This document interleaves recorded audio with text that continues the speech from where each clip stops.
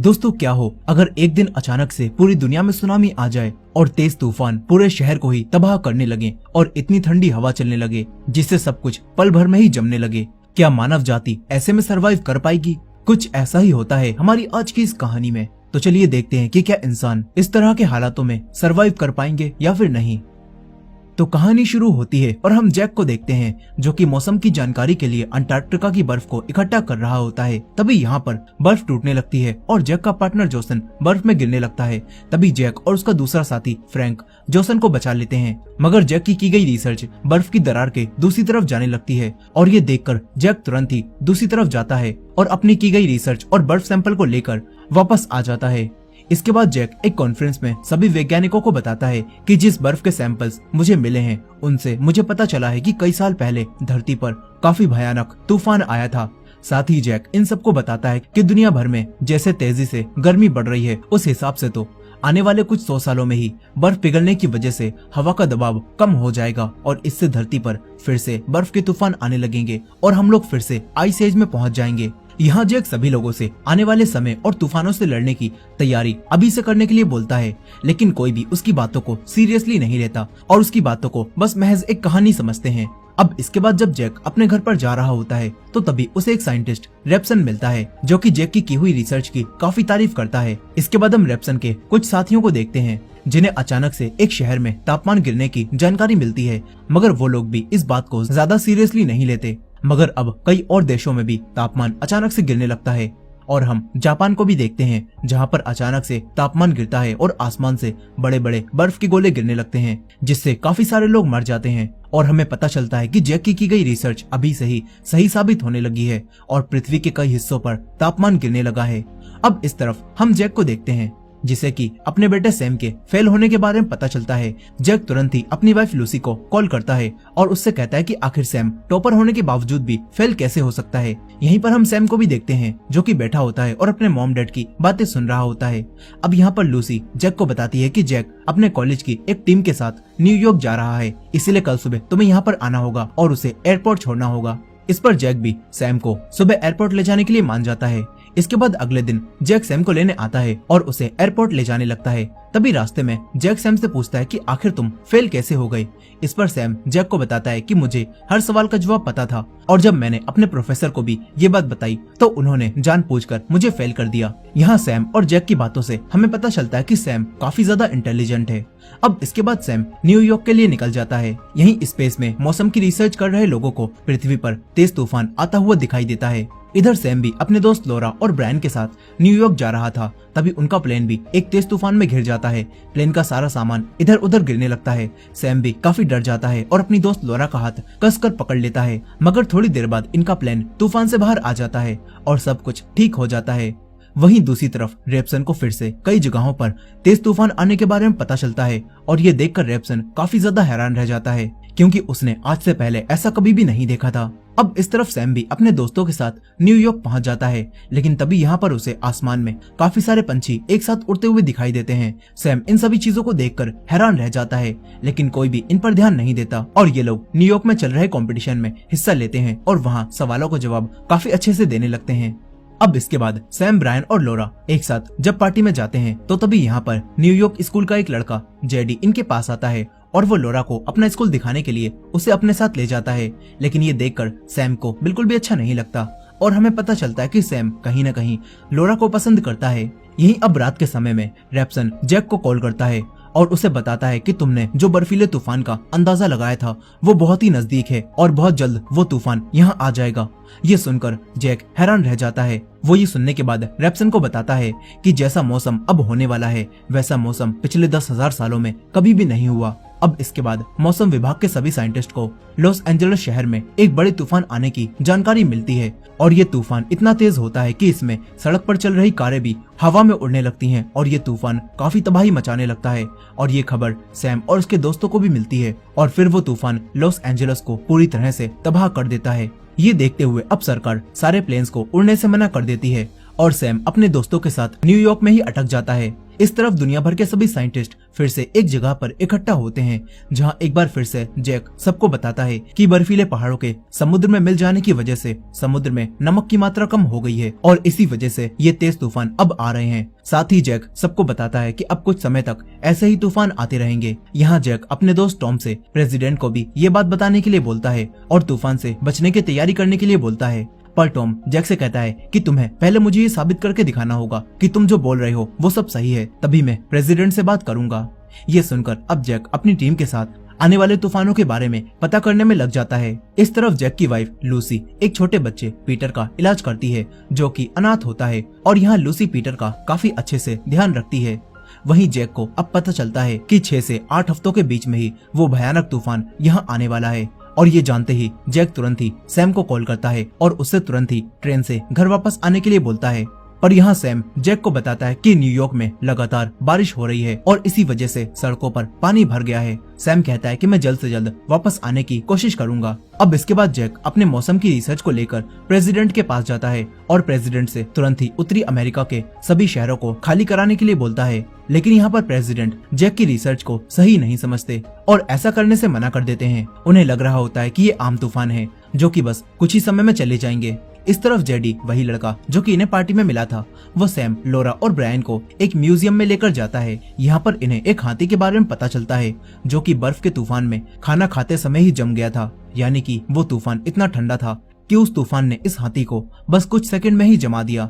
अब इसके बाद हम आर्मी के कुछ हेलीकॉप्टर्स को देखते हैं जो कि लोगों की मदद के लिए जा रहे होते हैं। लेकिन तभी वो हेलीकॉप्टर एक बहुत ठंडी हवाओं वाले तूफान में आ जाते हैं, जिससे अब हेलीकॉप्टर की पंखड़ियों पर बहुत तेजी से बर्फ जमने लगती है और पंखड़ी जाम हो जाती हैं, जिस वजह से हेलीकॉप्टर्स अब जमीन पर क्रैश हो जाते हैं। इसके बाद जैसे ही एक सोल्जर हेलीकॉप्टर से बाहर निकलने की कोशिश करता है तो वैसे ही वो वहाँ पर जम जाता है, जिससे पता चलता है कि 10,000 सालों पहले आया तूफान अब दोबारा से आने लगा है। और ये सारी बात रैप्सन जैक को भी बताता है और कहता है कि कुछ जगहों पर अचानक से तापमान -150 डिग्री पहुंच गया है, जिस वजह से सभी चीजें काफी तेजी से जम गई हैं। ये बात सुनकर जैक भी हैरान रह जाता है और रैप्सन से उस मौसम की रिपोर्ट मांगता है। इस तरफ जेडी, सैम और बाकी सभी लोगों को अपने घर लेकर आता है। यहाँ सैम और बाकी सभी लोगों को पता चलता है कि लगातार बारिश की वजह से कई जगहों पर सुनामी आने लगी है और ये देखकर अब जेडी, सैम और लोरा और ब्रायन को लेकर न्यूयॉर्क से बाहर छोड़ने जाने लगता है। मगर रोड पर ज्यादा पानी भरा होने की वजह से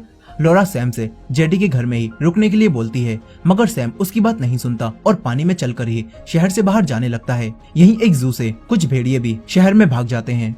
इधर सैम और बाकी सभी लोग शहर से बाहर निकल ही रहे होते हैं कि तभी सड़कों पर काफी ज्यादा पानी भरने लगता है, जो देखकर सैम सभी लोगों को लेकर एक जगह पर बनी हुई लाइब्रेरी में जाने लगता है। मगर तभी लोरा के पैर में चोट लग जाती है। तभी लोरा कार में फंसी हुई एक लेडी और बच्ची को देखती है और एक पुलिस ऑफिसर के साथ मिलकर उस औरत और बच्चे को बचाने लगती है। मगर तभी यहाँ पर एक सुनामी भी आने लगती है और सैम ये चीज देखता है और वो जल्दी से लोरा को बचाने के लिए उसके पास जाता है। वो लोरा को लेकर तुरंत ही लाइब्रेरी के अंदर आ जाता है और इस तरह इन सभी लोगों की जान बच जाती है। मगर अब इस पूरे शहर में पानी भर जाता है। इस तरफ अब जैक रिसर्च करके रैप्सन को बताता है कि आसमान से काफी ठंडी हवाएं धरती पर काफी तेजी से नीचे आ रही हैं, जिस वजह से अब तापमान बहुत तेजी से नीचे गिर रहा है और उसी वजह से सारी चीजें जमने लगी हैं। साथ ही जैक रैप्सन को बताता है कि अगर ये ठंडी हवाओं को तूफान ऐसे ही चलता रहा तो कुछ दिनों के अंदर ही सब कुछ खत्म हो जाएगा और हम सभी लोग आइस एज में पहुंच जाएंगे, यानी कि एक ऐसा समय जहां सब कुछ बर्फ से ढका होगा। और ये बात जानकर रैप्सन और बाकी सभी लोग दुखी हो जाते हैं। इस तरफ अब लोरा भी सैम को अपनी जान बचाने के लिए थैंक्स बोलती है और सैम को लोरा से बात करते हुए देखकर जेडी सैम से कहता है कि तुम्हें लोरा को प्रपोज कर देना चाहिए। अब इसके बाद सैम लाइब्रेरी के नीचे वाले फ्लोर पर लगे हुए टेलीफोन के पास जाता है ताकि वो अपने डैड को अपने बारे में बता सके। यही टेलीफोन के पास काफी सारा पानी भर चुका था, लेकिन सैम किसी तरह टेलीफोन के पास पहुंच जाता है, मगर पानी काफी ज्यादा ठंडा होता है। इस तरफ जैक और लूसी भी सैम के लिए काफी परेशान हो रहे होते हैं। तभी सैम जैक के पास कॉल करता है और इन्हें बताता है कि वो न्यूयॉर्क की एक लाइब्रेरी में आकर बिल्कुल ठीक है। यहाँ पर सैम अपने डैड से बात कर ही रहा होता है कि तभी इस जगह पर भी पानी भरने लगता है और सैम यहाँ पर डूबने लगता है। यहीं पर जैक अब सैम को उन्हीं ठंडी हवाओं के तूफान के बारे में बताता है और कहता है कि तुम जहाँ पर भी हो वहीं पर रहना और उस लाइब्रेरी से बाहर मत निकलना और हो सके तो अपने आप को गर्म रखना। साथ ही जैक सैम से कहता है कि मैं बहुत जल्द ही तुम्हें लेने वहाँ पर आ जाऊंगा। अब यहाँ पर सैम बात करते करते ही पानी में डूब जाता है, जो देखकर लोरा को लगता है कि सैम अब मर गया होगा। लेकिन तभी सैम पानी से बाहर आता है। ये देखकर लोरा काफी खुश हो जाती है। वो तुरंत ही सैम को ऊपर ले जाती है। इस तरफ जैक भी अब सैम को बचाने के लिए न्यूयॉर्क आने का फैसला करता है। यहीं लोरा अब जल्दी से सैम को कुछ गर्म कपड़े देती है और सैम के शरीर को गर्म करने के लिए उसे अपने शरीर से गर्मी देने लगती है। ये देखकर सैम को काफी अच्छा लगता है। इस तरफ टॉम जैक के पास आता है और जैक से कहता है कि तुम्हें सैम को बचाने जाने से पहले मेरे साथ एक बार चलना चाहिए और एक बार फिर से प्रेसिडेंट को अपनी मौसम की रिपोर्ट दिखानी चाहिए। ये सुनकर जैक मान जाता है। वहीं दूसरी तरफ सैम और लोरा अब सभी लोगों को पहनने के लिए गर्म कपड़े देते हैं। तभी ये सब लोग बाहर की तरफ देखते हैं, जहाँ पर एक बहुत बड़ी शिप इनके शहर में आ जाती है और उस शिप के अंदर कोई भी नहीं होता। वहीं दूसरी तरफ जैक अब प्रेसिडेंट और बाकी सभी लोगों को ये बताता है कि ये ठंडी हवाओं को तूफान 7 दिनों तक चलता रहेगा, जिससे बचने के लिए हमें सभी लोगों को तुरंत ही उत्तर से निकालकर दक्षिण की तरफ भेजना होगा, जिसमें कि मैक्सिको सबसे अच्छा देश है जहाँ पर लोग बिल्कुल सेफ रह पाएंगे। यह सुनकर प्रेसिडेंट जैक से पूछते हैं कि अब हमें उत्तर में फंस चुके लोगों का आखिर क्या करना चाहिए। इस पर जैक प्रेसिडेंट से कहता है कि हम उत्तर में फंस चुके लोगों को तो अब नहीं बचा सकते और अगर वो सभी लोग अपने घरों से बाहर निकले तो वो सभी लोग मर जाएंगे। इतना बोलकर जैक यहाँ से चला जाता है। ये सब सुनकर प्रेसिडेंट बचे हुए सभी लोगों को तुरंत ही मैक्सिको ले जाने का ऑर्डर देते हैं। वहीं दूसरी तरफ रैप्सन और उसकी टीम के पास भी अब खाने पीने का सामान खत्म हो जाता है, लेकिन यहाँ पर ये लोग मरने से नहीं डरते और सभी लोगों को याद करके ड्रिंक करने लगते हैं। इस तरफ लाइब्रेरी में मौजूद एक आदमी अपने डॉगी को लाइब्रेरी के बाहर लेकर आता है। यहाँ पर उसे कुछ और लोग बाहर दिखाई देते हैं। वो आदमी तुरंत ही ये बात लाइब्रेरी के अंदर मौजूद सभी लोगों को बताता है और ये जानकर सभी लोग अब बाहर देखते हैं, जहाँ पर अब पानी जम जाने की वजह से सभी लोग इस शहर से बाहर निकल रहे होते हैं और ये देखकर बाकी सभी लोग भी शहर से बाहर जाने लगते हैं। मगर सैम सभी लोगों को बताता है कि मेरे डैड, जो कि एक साइंटिस्ट हैं, उन्होंने मुझे बताया है कि ठंडी हवाओं को तूफान हमारी तरफ बढ़ रहा है और इस वजह से जो भी बाहर जाएगा वो जमकर मर सकता है। यहाँ सैम सभी लोगों को ये समझाने की कोशिश करता है कि इन्हें बाहर नहीं जाना चाहिए और यहीं पर रहकर इंतजार करना चाहिए, लेकिन कोई भी उसकी बात नहीं मानता और सभी लोग बाहर चले जाते हैं। मगर अब कुछ लोग सैम की बात मानकर यहीं पर रुक जाते हैं। वहीं जैक भी अब सैम को बचाने जाने लगता है। तभी फ्रैंक और जोसन भी जैक के साथ ही सैम को बचाने जाने का फैसला करते हैं और अब ये तीनों सैम को बचाने के लिए निकल जाते हैं। यहीं काफी सारे लोग अभी से अपनी जान बचाने के लिए मैक्सिको में जबरदस्ती घुसने लगते हैं। फिर कुछ समय बाद लाइब्रेरी में एक लेडी सैम और बाकी सभी लोगों को एक दूसरे रूम में लेकर आती है, जहां आकर सैम बुक्स को जलाने लगता है ताकि ये सभी लोग अपने आप को गर्म रख सकें। और अब ये सभी लोग मिलकर कुछ खाना भी इकट्ठा कर लेते हैं ताकि ये लोग कई दिनों तक यहाँ पर सरवाइव कर पाएं। वहीं दूसरी तरफ लूसी के साथ काम करने वाली एक डॉक्टर अब लूसी को आकर बताती है कि बस हॉस्पिटल में अब हम 3 ही बचे हैं और सभी लोग यहाँ से जा चुके हैं और नीचे एक ऑफिसर हमें लेने आया हुआ है। लेकिन यहाँ पर लूसी पीटर को बिना एम्बुलेंस के यहाँ से बाहर नहीं ले जा सकती थी। इसी वजह से लूसी अपनी साथी को ही अकेले जाने के लिए बोलती है और खुद यहाँ पर पीटर के साथ रुकने का फैसला करती है। यहाँ लूसी की साथी उसे बताती है कि मैंने पीटर को हॉस्पिटल से निकालने के लिए एक एम्बुलेंस को भी फोन किया है, लेकिन उन्हें यहाँ पर आने में थोड़ा समय लगेगा। ये सुनकर अब लूसी अपनी दोस्त को यहाँ से जाने के लिए बोलती है और अपनी जान खतरे में डालकर पीटर के साथ एम्बुलेंस के आने का इंतजार करने लगती है।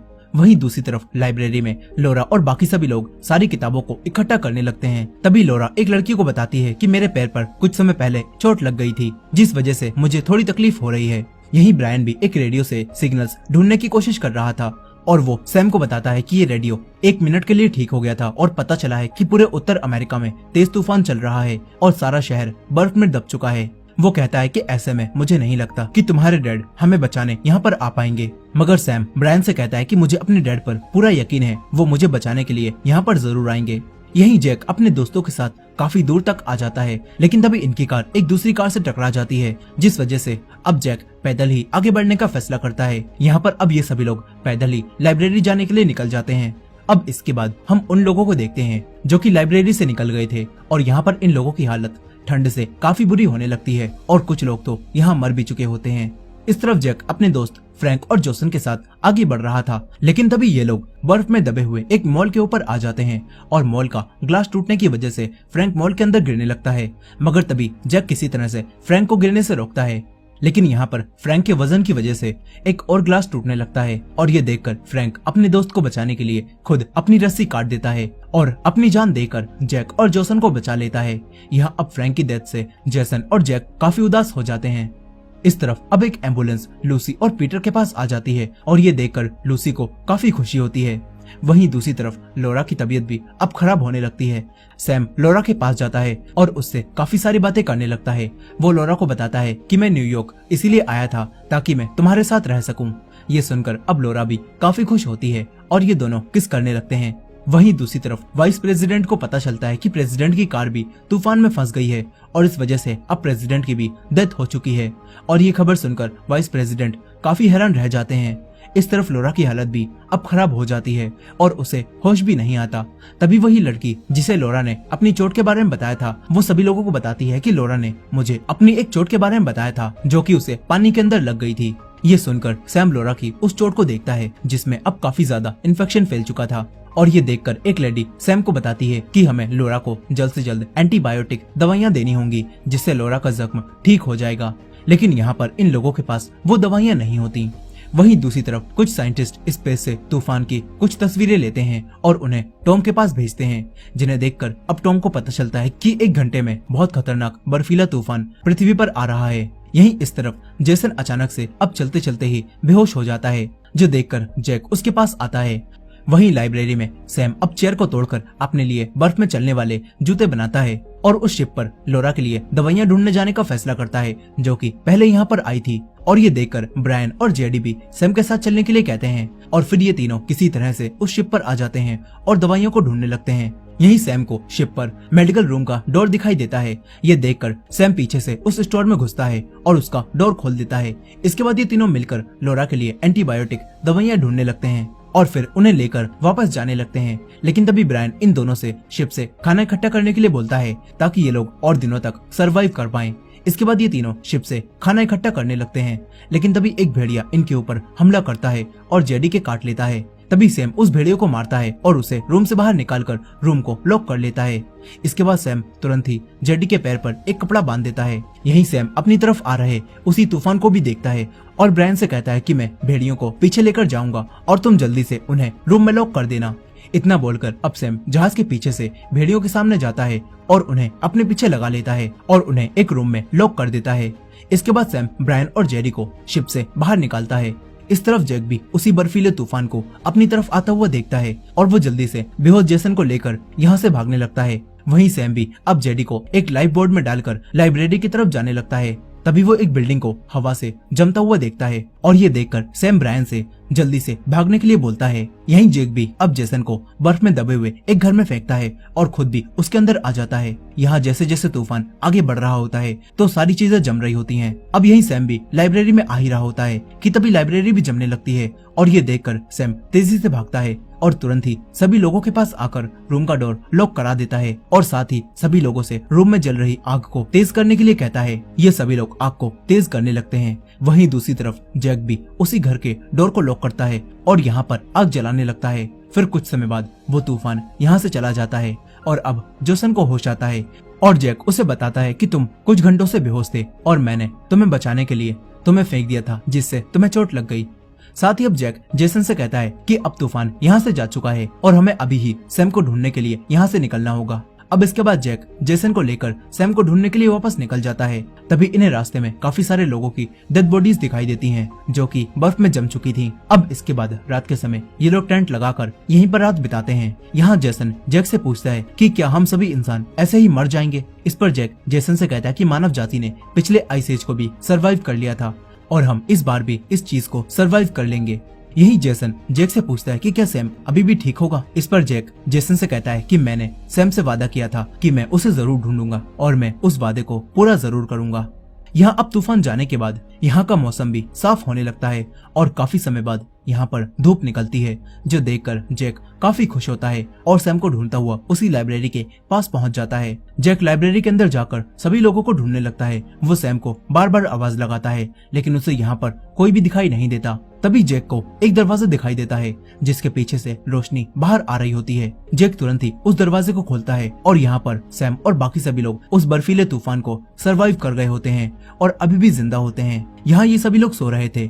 अब सैम की आंख खुलती है और सैम अपने डैड को यहाँ देखकर काफी खुश होता है और कहता है कि मैं जानता था कि आप मुझे बचाने यहाँ पर आओगे। अब इसके बाद टॉम जैक के कहने पर वाइस प्रेसिडेंट के पास जाता है और उन्हें जैक और बाकी सभी लोगों के न्यूयॉर्क में जिंदा होने के बारे में बताता है, जो सुनकर वाइस प्रेसिडेंट काफी खुश होते हैं और तुरंत ही अपनी सेना को यहाँ लाने के लिए भेज देते हैं। इस तरफ लूसी और पीटर भी बिल्कुल ठीक होते हैं और लूसी को भी अब जैक और सैम के जिंदा होने के बारे में पता चलता है, जो जानकर वो काफी खुश होती है। यही टॉम और कुछ सैनिक जैक को बचाने के लिए अब हेलीकॉप्टर से न्यूयॉर्क पहुंच जाते हैं और यहाँ पर टॉम जैक को देखकर काफी खुश होता है। इसके बाद ये सभी लोग घर जाते समय कई सारे और लोगों को भी देखते हैं जो कि न्यूयॉर्क में उस बर्फीले तूफान को सरवाइव कर गए होते हैं। और अब जैक के यहाँ आने की वजह से ही सरकार को इन सब के बारे में पता चलता है और सरकार इन्हें बचाने के लिए यहाँ पर हेलीकॉप्टर्स और अपनी सेना भेजती है।